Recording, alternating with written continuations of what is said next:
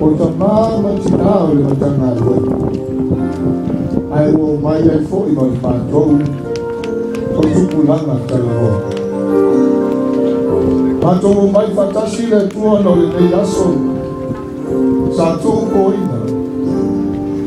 E tupulanga tala o le matanga koe.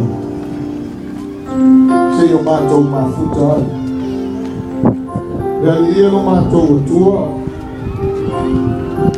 A whaia noa ma le anganga o lau o whio e tata. Ona mātou mauti loa lea se mātutanga whaifua. Mātou talo leo mātou tama. A whio mai a nganga pa ia.